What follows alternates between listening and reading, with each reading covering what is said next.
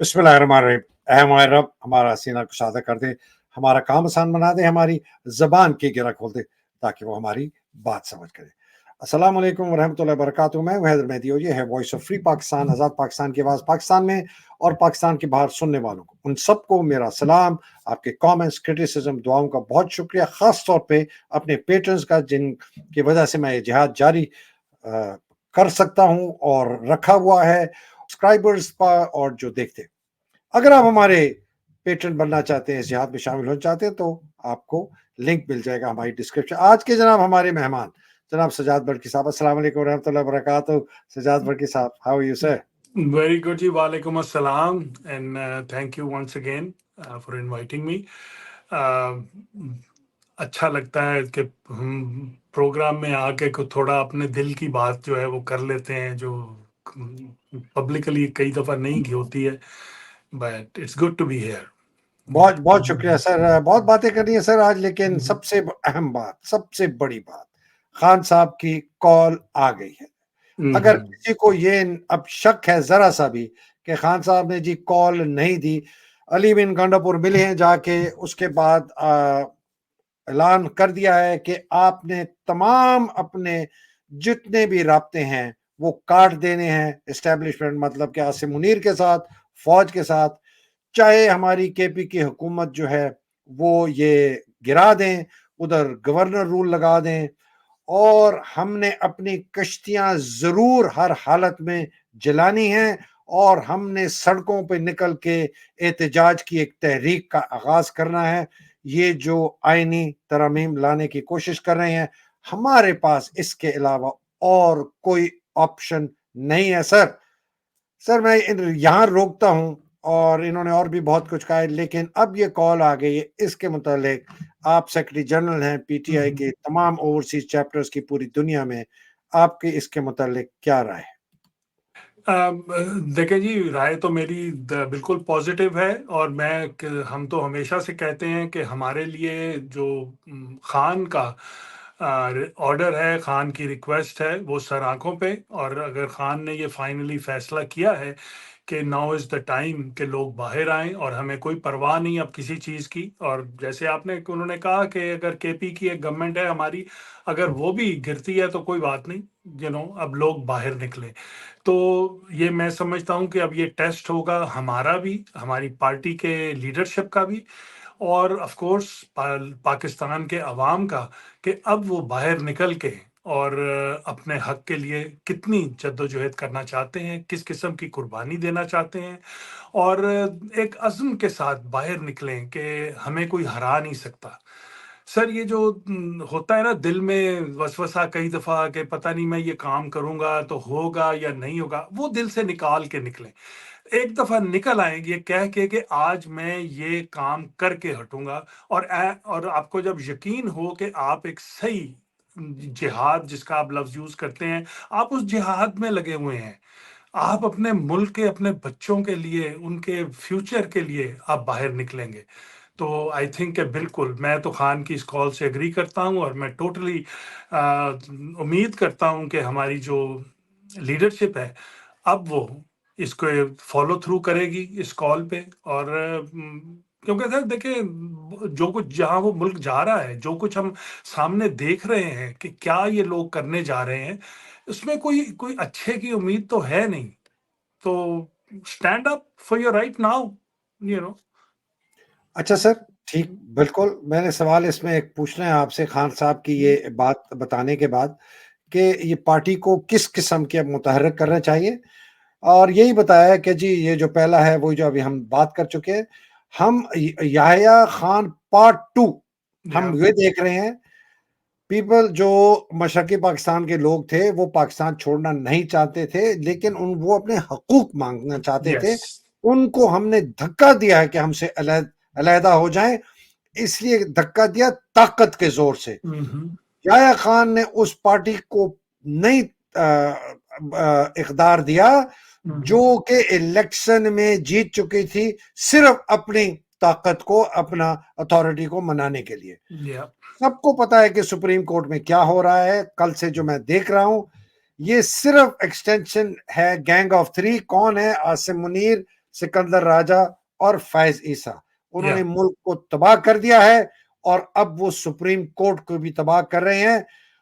तमाम हमारा जो मुल्क है उसका जो मुस्तकबिल है वो दाव पर लग चुका है, सिर्फ इन 3 लोगों की एक्सटेंशन के लिए नहीं। अब वो कहते हैं कि ये जो चीफ जस्टिस है और चीफ इलेक्शन कमिश्नर है आपस में मिली भगत करके तमाम सिस्टम को और तमाम जो हमारा मईशत है वो कांप रही है, टूट रही है।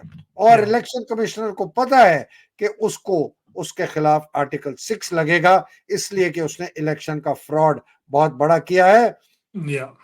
चीफ जस्टिस कहता है इसने जितनी बड़ी धांधली इस इलेक्शन की हुई है वो इस आदमी के तहत हुई है।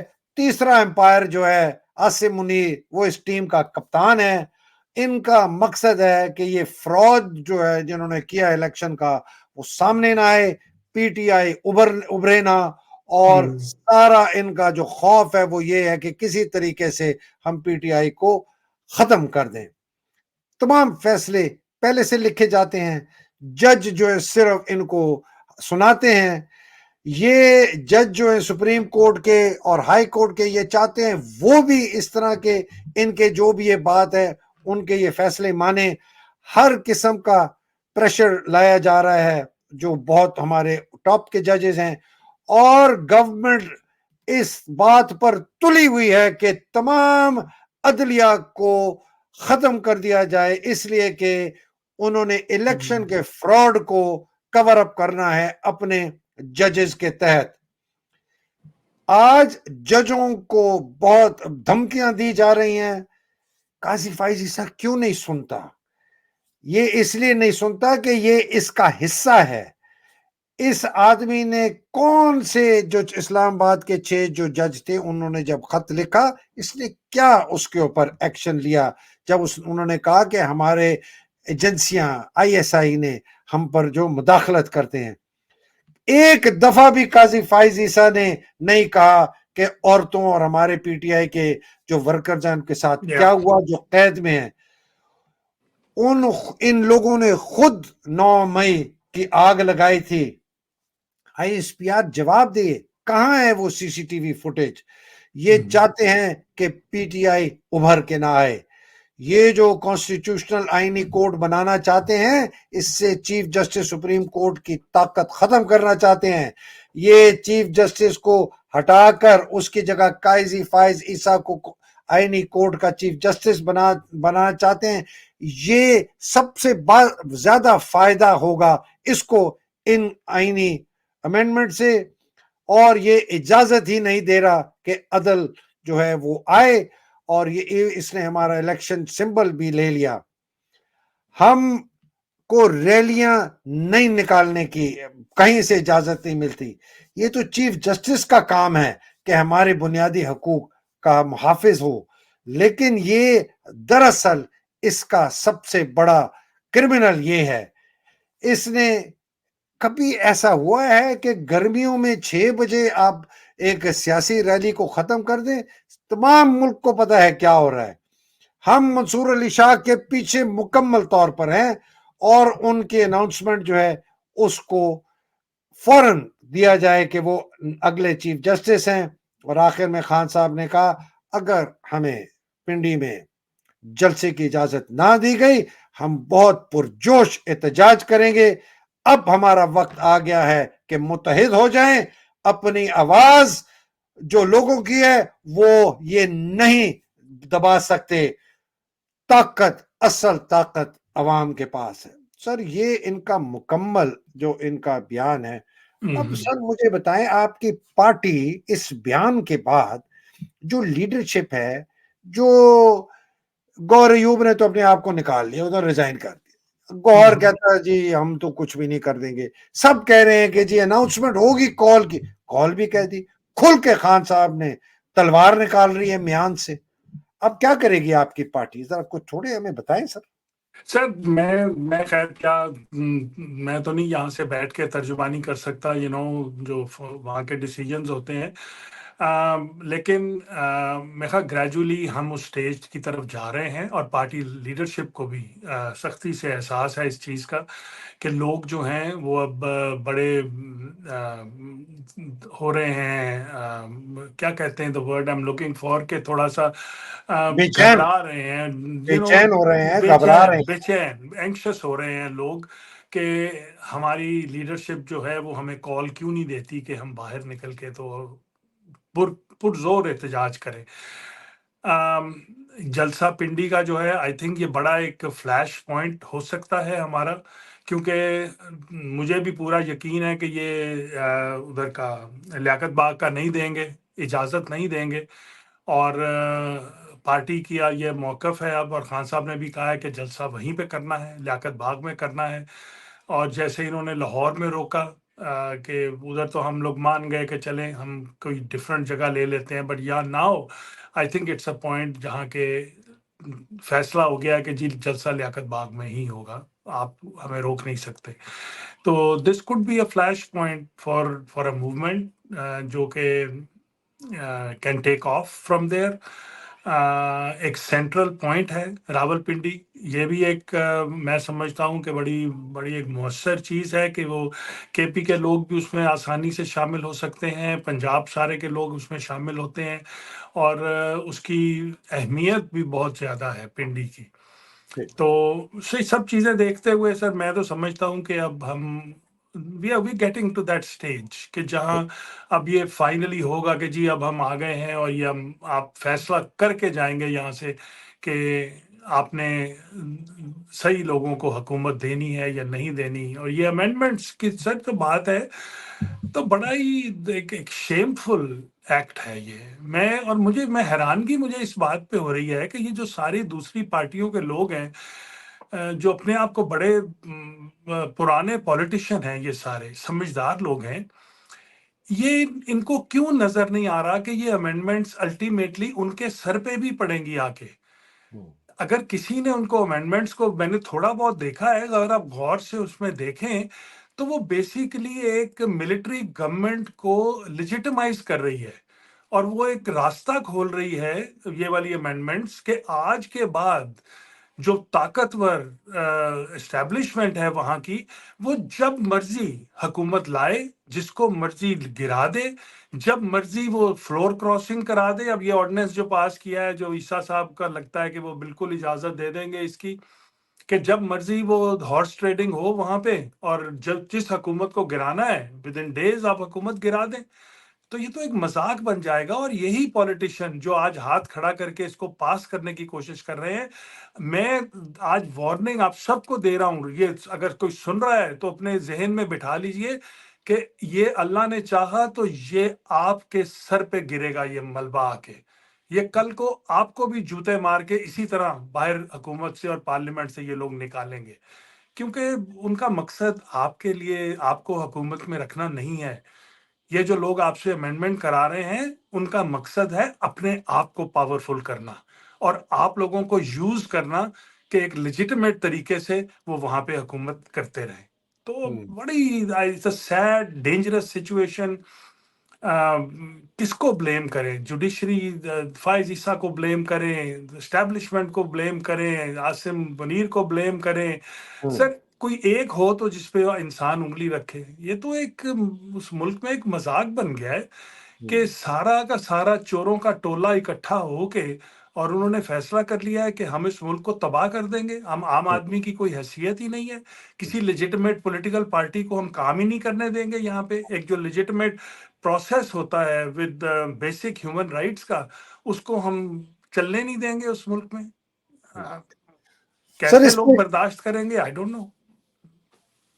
ठीक सर, इसमें एक सवाल है और बहुत अहम सवाल है, और ये आप ही की बात से सवाल मैं निकाल रहा हूं। क्या वजह है? तो इसके बावजूद पुराने सियासतदान है, ये लोग सियासत तो कर रहे हैं, सियासतदान तो खैर मैं इनको कहते हैं, मैं तो डाकू लुटेर चोर कहता हूँ, क्रिमिनल मर्डर, लेकिन इनको पता है कि ये क्या हो रहा है।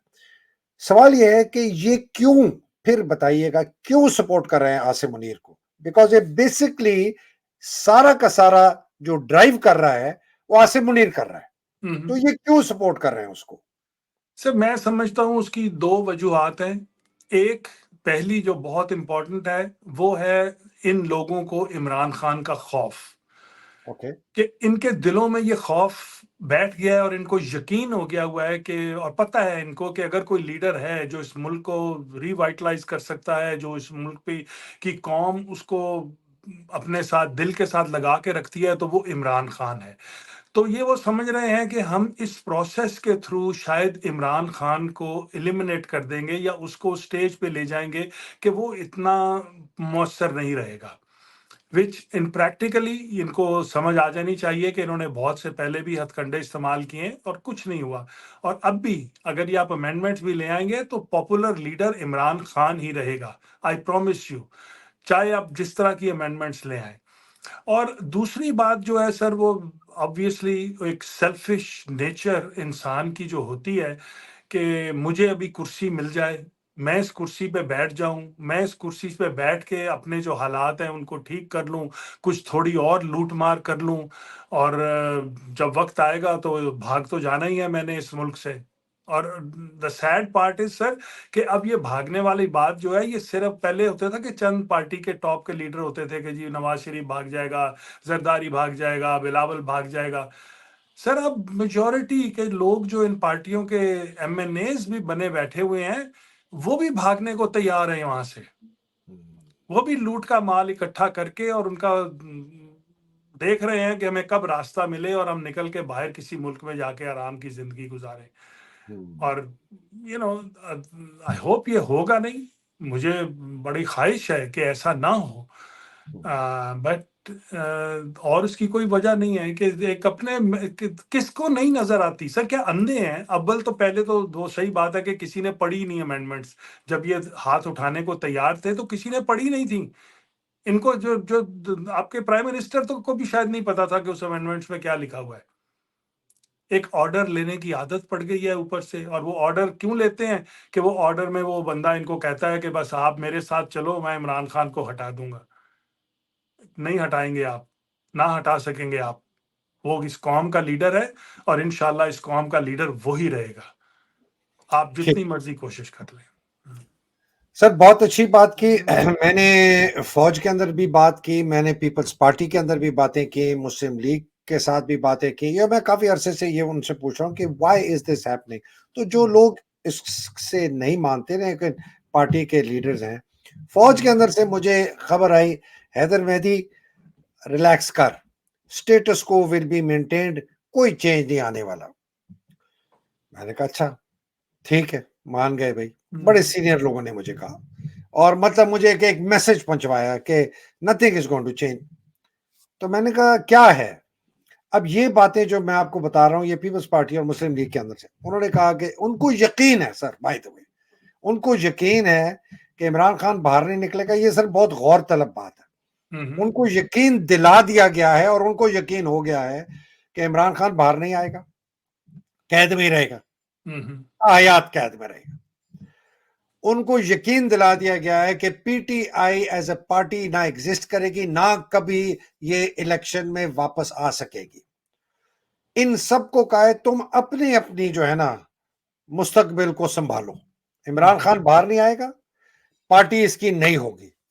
इन्होंने पीटीआई के अंदर भी लोगों को कह दिया। तो जितने आपके वो लोग जो कि पाक फौज जिंदाबाद के नारे लगाते हैं, जो जो बाय द वे लाहौर में भी लगवाए जरताज गुल ने, इन सबको ये यकीन हो गया है कि जी इमरान खान बाहर नहीं आएगा, पीटीआई वापस नहीं आएगी, मैंडेट वापस नहीं मिलेगा, और हम अपनी सियासी मुस्तकबिल को पक्का करो, चाहे वो नवाज है, जरदारी है, चाहे वो पीटीआई के लोग हैं।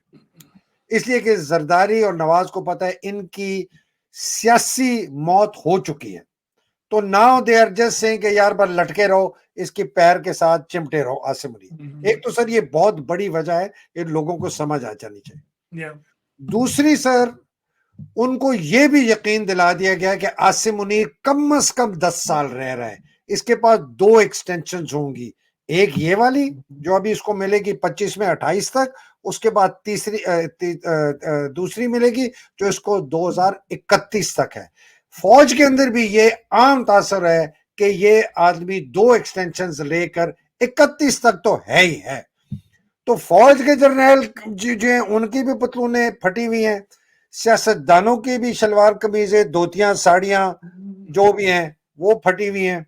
और उन्होंने कहा कि जी इस आदमी के साथ चिमटे रहो, इसने जाना कहीं नहीं, इमरान खान ने आना नहीं, पार्टी ने जिंदा रहना नहीं, अपने आप को संभालो। अब ये एक छोटा सा टोला 500-600 बंदों का जो कि सियासी हैं और फौजी जर्नैल हैं, उन्होंने इस मुल्क को इस खौफ में काबू कर लिया है कि जी अब जो है ना जी यही यही चलेगा। So this is what they think is the reality. लेकिन वो मकर अल्लाह वल्लाहु खैरुल माकिरीन, अवाम भी है और अल्लाह भी या है। अल्लाह भी है। डू यू और think their understanding will last? अरे सर कैसे लास्ट करेगी? मतलब मैं तो कहता हूं कि ये किसी इनके अगर इतने अहमक हैं ये लोग कि अगर ये सोचते हैं, क्या इनको अपना अपना पास्ट इन लोगों को याद नहीं है? क्या इनको ये याद नहीं है कि इसी तरह किसी डिक्टेटर ने भुट्टो को फांसी पे लगाया चढ़ाया था? क्या उसके बाद पीपल्स पार्टी खत्म हो गई? क्या पीपल्स पार्टी वापस नहीं आई, रिजुविनेट नहीं हुई? क्या नवाज शरीफ को नहीं पता कि एक डिक्टेटर ने किस तरह उसको जलील करके इस मुल्क से भगाया था? और सब लोग वो ये समझते थे कि ये पार्टी खत्म हो जाएगी। क्या वो पार्टी खत्म हो गई? नहीं, वो पार्टी फिर वापस आ गई, नवाज शरीफ भी वापस आ गया। तो इन्होंने कैसे फैसला कर लिया कि हम तो दोनों वापस आ गए और हमारी पार्टियां खत्म नहीं हुई, तो इमरान खान की पार्टी कैसे खत्म हो जाएगी? कैसे? नहीं बहुत होगी, जबरदस्त, कभी नहीं होगी। और इंशाल्लाह बहुत इमरान खान भी जिंदा रहेगा, इमरान खान लीड करेगा अपनी पार्टी को। देखिए, ये जो फौज की और डिक्टेटर्स की ख्वाहिशात होती हैं ना, इनकी दे आर अनलिमिटेड। उनके ज़हनों में एक चल रहा होता है, एक फ़िल्म चल रही होती है कि मैंने ये जो काम किया है, मैं I am the most wise, मुझे ही पता है कि सबसे बेस्ट क्या चीज़ है, और मैं क्योंकि ये फ़ैसले कर रहा हूँ, तो ये फ़ैसले सबके लिए बेहतर हैं। और मैं तो कहता हूँ वो बड़े बेगैरत होंगे फ़ौज के जर्नैल जो इसको बैठ के 2 और एक्सटेंशनें देंगे और उसकी शक्ल देखेंगे अपनी उस फ़ौज की, क्या हाल होगा उस फ़ौज का? जिसमें एक जर्नैल जो है वो बगैर किसी रीजन राइम के वो 10-15 साल तक बैठा रहे एज चीफ, तो फिर वो सर। फौज ये थोड़ी रहेगी। सर तो ये फौज इसी वजह से इतनी कमीनी, जलील और कुतिया नुमा फौज हो चुकी है, जर्नैल खास तौर पर, कि आसिम मुनीर जैसा आदमी, बाजवा जैसा आदमी आर्मी चीफ बन गया। वो इसी वजह से कि अयूब रह गया या 10-11-12 साल, मुशर्रफ जिया रह गया 12 साल 11 साल, या मुशर्रफ रह गया 9 साल। तो ये जो आज आपकी फौज की हालत है कि एक गटर नुमा, एक गलीज लोथड़े फौज के जर्नैल बन चुके हैं। तो ये अगर आप सोचें उनकी वजह से ये हो गया, तो इस आदमी के रहने के बाद ये फौज क्या क्या फौज तो रहेगी? फौज सर, अकेली फौज क्या रह जाएगी? क्या इनको ये नहीं पता कि इनकी तनख्वाहें कौन देता है? क्या इनको नहीं पता कि इनकी जो जिंदगी, इनके जो अयाशियां जो इनकी चल रही हैं सब फौज की, सब वो पता है किसकी सर, बेस पे? सब पता है सर, सब यू पता है। नो इनको सिर्फ दो चीजें समझ आती हैं सर: ताकत, बंदूक की गोली, एक, और दूसरा ये सर एक फौज का इतना एक अलमिया है ना, ये इतना बड़ा अलमिया है कि बिकॉज इनकी पावर डायनामिक सिर्फ पावर है ना, फिजिकल पावर, काइनेटिक या पावर जिसको कहते, तो इनको यही समझ आए।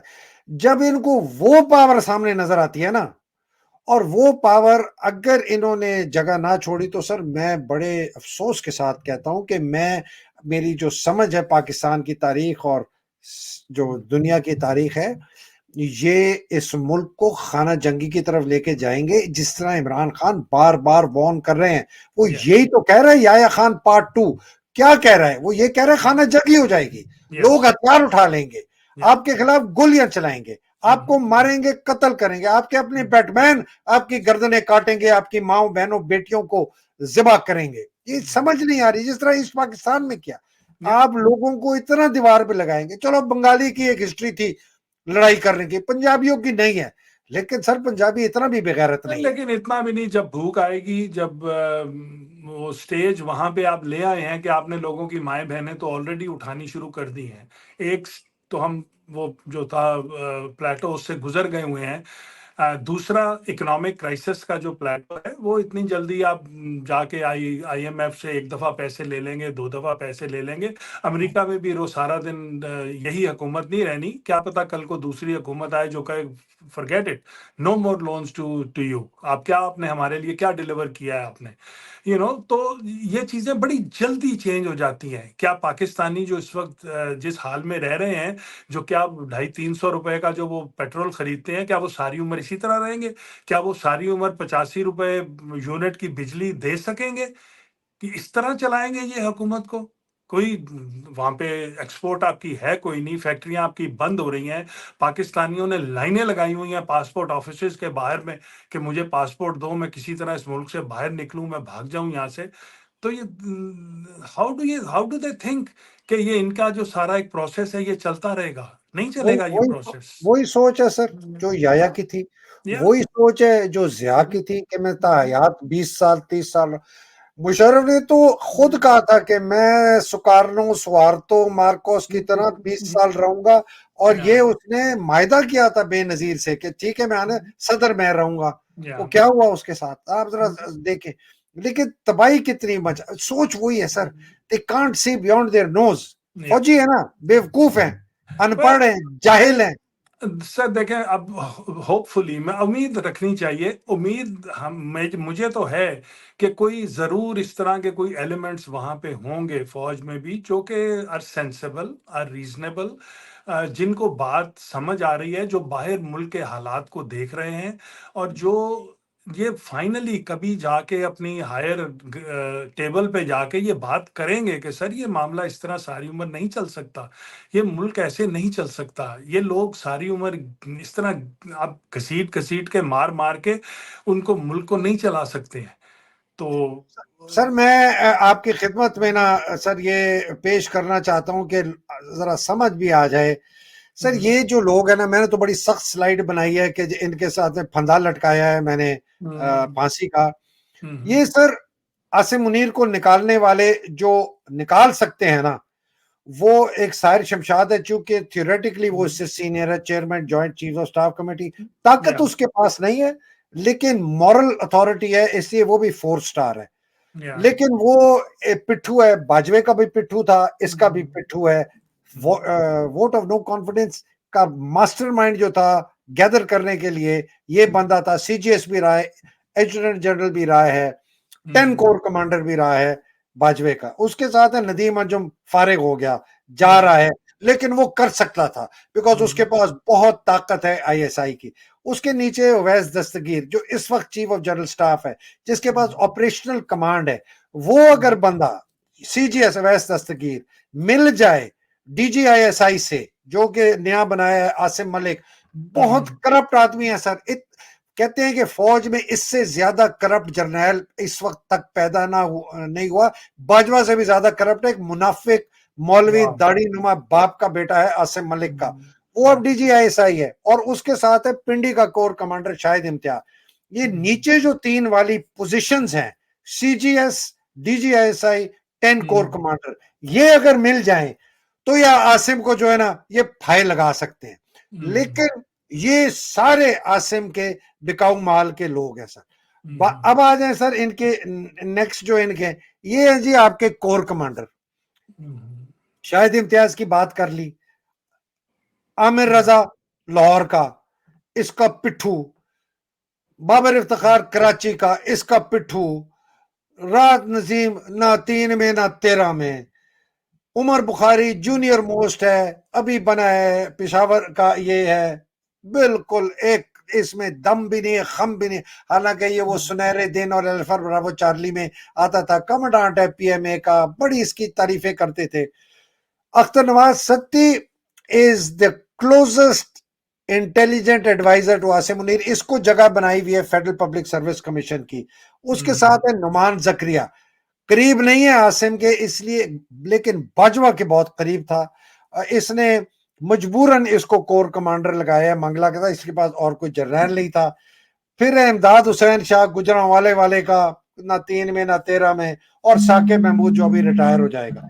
सर ये आपके 9 कोर कमांडर हैं, बाकी मैंने आपको बात बता दी है। इनमें से नहीं, मुझे नहीं लगता, लेकिन शायद जिस दिन इनको अपनी मौत नजर आए ना, अपनी मौत जाती, जिस दिन अवैस दस्तगीर को, शाहिद इम्तियाज को, असिम मलिक को, 9 कोर कमांडरों में से बाकी जो 8, इनको, साहिर शमजाद को ये पता चले कि हमारे घर पे हमला होगा, हमारी माओ बहनों बेटियों को उठाया जाएगा, हमारी जान खतरे में, वो उस दिन आसिम को फारिग करेंगे। तो उस दिन के लिए लोगों को सड़कों पे मुतहर्रिक होना होगा कि इनका खौफ इतना हो कि भाईजान अब आसिम को फारिग करें। That to me is the only answer. मैं नहीं था कि मैं कोई उम्मीद रख रहा हूं कि कोई और जर्नैल आके और इसको हटा के और टेक ओवर कर ले, या इसको वो मजबूर करके वहां से आसिम मुनीर को निकाल दे। सर अल्टीमेटली अगर कोई पावर वहां पे निकाल सकती है किसी को, और किसी को एक परमानेंट सिस्टम वहां पे बन सकता है, तो वो अवाम की ताकत है, वो पॉलिटिकल लोगों की ताकत है। कहने का मकसद है कि वहां पे ये जो जर्नैल इसके इर्द गिर्द बैठे हैं, उनको ये रियलाइज होना चाहिए कि अवाम की ताकत बहुत बड़ी ताकत होती है, कि कोई भी मुल्क एक बगैर प्रॉपर पॉलिटिकल सिस्टम के नहीं चल सकता। इन द आजकल की 21st सेंचुरी आप डिक्टेटरशिप्स नहीं चला सकते, वो सस्टेनेबल नहीं होती हैं, क्योंकि आपकी डिपेंडेंस बहुत ज्यादा इंटरनेशनल मार्केट में होती है, और इंटरनेशनली कोई भी किसी डिक्टेटर को ओपनली सपोर्ट नहीं करेगा। आप छुप छुपा के कोई कंट्री कर लेगी। इसीलिए तो ये 2/3 अमेंडमेंट, 2/3 लेके अमेंडमेंट करवाना चाहता है कि इसको पार्लियामान की सपोर्ट आ जाए, उसके बाद फेडरल कॉन्स्टिट्यूशनल कोर्ट बन जाए, उधर से भी इसका सहारा हो जाए। मकसद उनका है कि सारी की सारी पावर जो है वो आर्मी चीफ के हाथ में आ जाए, या उस इंस्टीट्यूशन के हाथ में आ जाए जिसने इस मुल्क को इस तबाही की नहज पे पहुंचा दिया हुआ है ऑलरेडी। तो हम ये अब कैसे उम्मीद कर सकते हैं कि जी ये इससे करने से कोई मुल्क में बेहतरी आ जाएगी? ये तो ऑलरेडी अगर 70 साल का एक्सपेरिमेंट है कि जब हमारी फौज और एस्टेब्लिशमेंट ने इस मुल्क को चलाया है, और देखें हमारा क्या हाल हो गया है। बिजली कहाँ, पानी नहीं मिलता लोगों को, गैस नहीं मिलती है लोगों को, गरीब आदमी के पास नौकरी नहीं है, स्कूलों की फीसें आसमान पे लगी हुई हैं, बच्चों की मेडिकल हेल्थ की कोई फैसिलिटी नहीं है उस मुल्क में। ये दिया है आपने, ये आपकी अकल थी, ये आपका प्लान था जो आप इस मुल्क को देने के लिए इतने साल से, और आप अभी भी लोगों को बता रहे हैं कि हम वो प्लान आपको देंगे, बेहतर प्लान। फॉर गॉड सेक, कोई थोड़ा सी सेंस अपने अंदर लेके आइए। Open your mind up a little bit, आपको भी हिस्सा मिल सकता है इस सारी में। Sit down and talk to the people who know how to run this country. तो सर मेरा तो बड़ा सिंपल कंक्लूजन है कि तमाम सिस्टम जो है उसको दीमक लग चुकी है। जब तक आपने ना अब उसको खत्म नहीं करेंगे और एक नए सिस्टम को इवॉल्व नहीं करेंगे, ये मुल्क नहीं चल सकता। इस फौज जिस तरह इस वक्त फौज है, जिस तरह उनकी सोच है, और मैं हर फौजी की सोच की बात कर रहा हूं, मैं सिपाही से लेकर जर्नैल तक की, चाहे वो चुप बैठे हैं, वो जो उनकी सोच है सर, उस सोच से ये पाकिस्तानी फौज नहीं है। ये एक बेलाग बेकाबू माफिया है जिसके पास बंदूक है, जिसके पास बेपनाह ताकत है। तो सर आप सोचें, आपकी मुल्क की बुनियाद है आइन, आप उस आइन को तोड़ रहे हैं। तो आप अपनी अगर बुनियाद को तोड़ देंगे तो आप उसकी जगह क्या लेके आएंगे? फौजी हुकूमत, फौजी सिस्टम, जो कि आप 3, 4, 5 दफा ला चुके हैं पहले, और नहीं चला, मुल्क तबाह हो गया, स्कूल नहीं बने, अस्पताल नहीं बने, लोगों को नौकरियां नहीं मिली, मईशत तबाह हो गई, अदलिया तबाह हो गई, पुलिस तबाह हो गई, ब्यूरोक्रेसी तबाह हो गई, फौज खुद तबाह हो गई।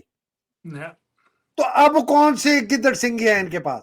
अच्छा सर, आपने इंटरनेशनल बात की थी, कनाडा में सर एक ये हैं, इन्होंने प्रेजेंट किया, चीफ विप हैं ये इनकी इनकी लिबरल पार्टी की, उन्होंने एक पिटीशन दायर की है सर, ये जरा सुनते हैं क्या कहती हैं। जी जी। The honourable member from Brampton North. Mr. Speaker, petitioners have given me this petition to present to the House today. They're concerned, Pakistani Canadians. They're concerned about the political turmoil in that country following the unjust removal of a democratically elected government and subsequent arrest of Imran Khan. They call upon the Canadian government, which promotes fair and free elections around the world, to take steps and measures, including measures such as implementing sanctions on corrupt military officials and ban those that have been involved with human rights violations and ban them from traveling to Canada. Also leverage influence with the IMF to tie new and existing loans to Pakistan on the condition that fair and free elections are held, and require these measures to be continued until free and fair elections are held later this year with the participation of all opposition political parties and leaders. Thank you, Mr. Speaker. अच्छा sir, ये बहुत अहम है।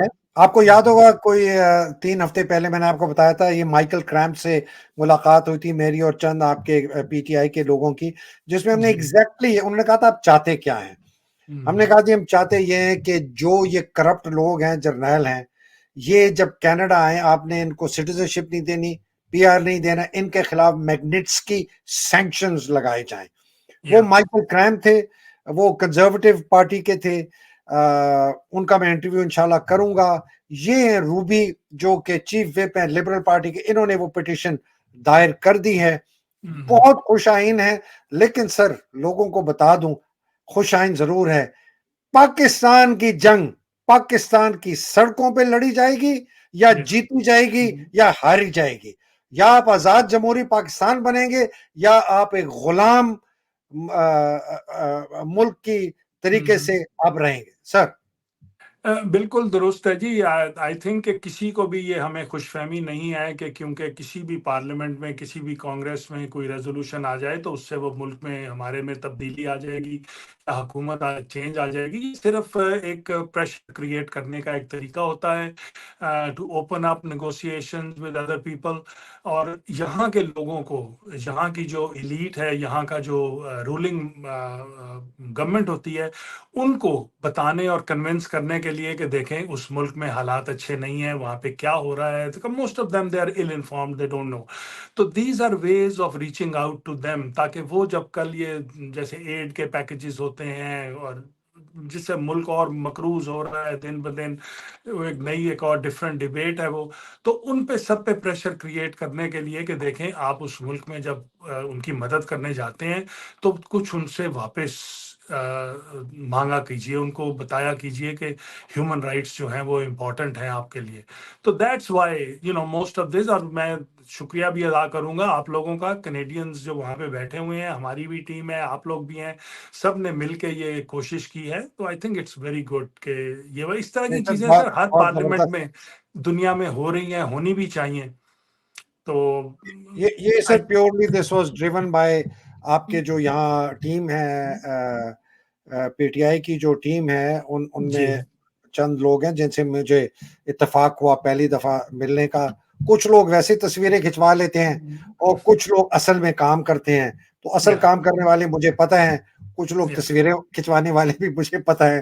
तो सामने आके खड़े, as long as के कुछ काम होता रहे, that is the important thing कि कुछ ना कुछ। और सर इससे पहले कि आप ये, हम क्योंकि यहाँ पे ओवरसीज की बात ही कर रहे हैं, तो मैं सबको आपको भी बताता चलूं कि कल कह रहा हूँ, सॉरी, फ्राइडे को हम वहाँ पे एहतजाज कर रहे हैं यूनाइटेड नेशन के सामने, क्योंकि ये बताया गया है कि शायद फ्राइडे को शहबाज शरीफ साहब वहाँ पे जो हैं वो यूनाइटेड नेशंस को, सर उसको तो कूड़े वाला जो रास्ता है ना होटल का, गार्बेज जहाँ से निकालते हैं, वो उधर से छुप के गया है, वो सामने से जा भी नहीं सका। तो लेकिन हम वहाँ पे, बल्कि जो लोग उस एरिया के आपका प्रोग्राम हमारा सुनते हैं, न्यूयॉर्क, कनेटिकट, जर्सी और वाशिंगटन एरियाज के, अगर आप you can come out there Friday सुबह को यूनाइटेड नेशन की सामने, सुबह 9 बजे हम वहाँ पे इंशाल्लाह इकट्ठे होंगे सारे और भरपूर एहतजाज करेंगे वहाँ पे।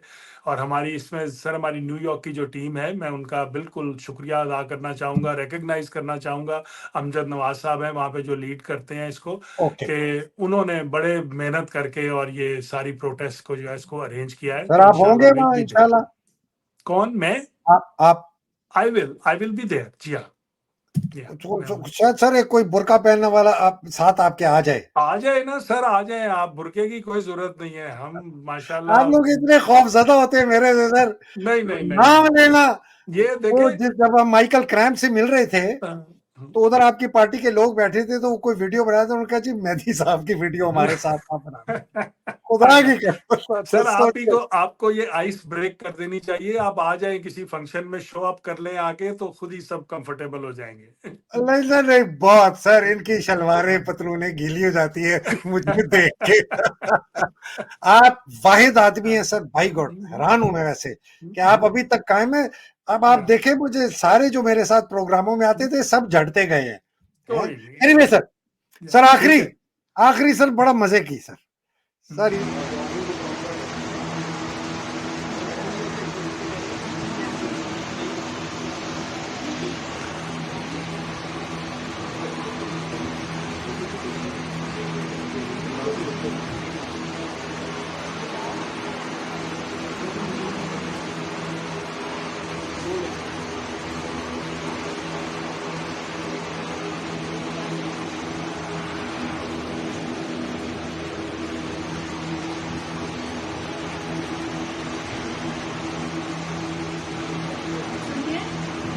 नौ स्ट्रॉबेरी कर लें और 9 क्लासिक चॉकलेट कर लें, सही है।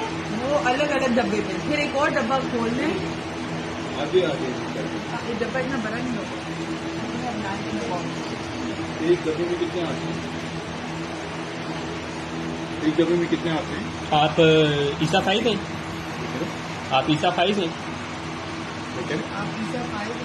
क्यों? कर पड़ता है, ऑर्डर नहीं करते? लानत हो आपको, हाँ, लानत हो आप पे, खाना तो आपको, हाँ? लानत हो आप पे, मैंने आप कहा। रिकॉर्ड पे। ये कोई 1.5-2 महीने पहले ये खबर आई थी मेरे पास, ओह माय गॉड, और ये ओह माय बेचारा ये गॉड। फिर भाग गया बच्चा जिसने ये कहा ना। और सर इस आदमी की मुनाफकत जो शहजाद अकबर साहब ने एक्सपोज की है अपने प्रोग्राम में, टाइम हमारे पास नहीं है, वो मैं दिखाना वैसे चाहता था उनका 2 मिनट का क्लिप, कि पहले ये कहते हैं कि जी हमारे बच्चे जो हैं वो पैसा कमाते हैं, उससे हमने ये फ्लैट खरीदे। जब एफबीआर ने इनको कहा कि भाई 2013 में आपने आखिरी फ्लैट खरीदा, आप उनको पैसे 7.5 लाख पाउंड भेजते रहे हैं उनको कि जी इनकी एजुकेशन के लिए घर के, तो फिर उन्होंने पोजीशन चेंज कर ली। और आपको पता है इनके अपने 2 लॉयर जो इनको डिफेंड कर रहे थे, पता नहीं उसमें मुनीर मलिक थे और फैसल सिद्दीकी थे, नाम नहीं लिया, लेकिन वो कहता है, हसनात मलिक कहता है कि उन्होंने खुद हमें कहा था कि जो ये केस लड़ रहा है अपने रेफरेंस के खिलाफ फाइज ईसा, इस पर ये हार जाएगा। लेकिन सर उस वक्त इतने ये बेवकूफ थे सारे, और मतलब सर मैं I have to share this because हमने ना, हम भी गलत हो सकते हैं, लेकिन सर ये मैं कुछ लोगों का जिक्र करना चाहता हूं। हामिद खान साहब ने बड़ी जबरदस्त सपोर्ट की थी इनको उस वक्त, ठीक है सर। उन्होंने कहा था जी हर एक को हक है, कोई भी कहीं भी प्रॉपर्टी खरीद ले। उसके बाद सर ये आबिद साकी साहब थे, हैं जी, जो कि बड़े जबरदस्त अपने आप को जिहादी कहते हैं, उन्होंने भी इनकी जी बड़ी सपोर्ट की, ठीक है जी। उसके बाद वाइस चेयरमैन थे ये पाकिस्तान बार काउंसिल के आबिद साकी साहब, इनके नाम लेने जरूर। मुनीर मलिक साहब, अब जो उन्होंने रेफरेंस दायर किया है, फैसल दीदी के साथ एक खत लिखा है कि हम आपके लॉयर थे और फलाना, ये तो सर ये अपने पैर पे कुल्हाड़ी मारते गए। बाय द वे मौजूदा जस्टिस मंसूर अली शाह ने भी, हालांकि जब ये रेफरेंस को फेंक दिया गया था, 7 जजेस ने फिर भी कहा कि एफबीआर को तहकीकात जारी रखनी चाहिए और इनसे पूछना चाहिए कि इनके पास ये पैसा कहां से आया, जो कि शहजाद अकबर कहते हैं कि उन्होंने इनकार कर दिया उसका जवाब देने के लिए। तो जस्टिस याया अफरीदी, जस्टिस मकबूल बाकर जो इनके बड़े चहीते हैं नूनियों के, मंसूर अली शाह साहब इंशाल्लाह चीफ जस्टिस बनेंगे, इन सब ने सर अपोज किया कि नहीं, इनके खिलाफ तहकीकात नहीं होनी चाहिए। सब ने सिर्फ ये कहते रहे कि ये एसेट रिकवरी यूनिट जो है ARU, ये गैर कानूनी है, गैर आईनी है, ये कैसे इन्वेस्टिगेट कर सकते हैं।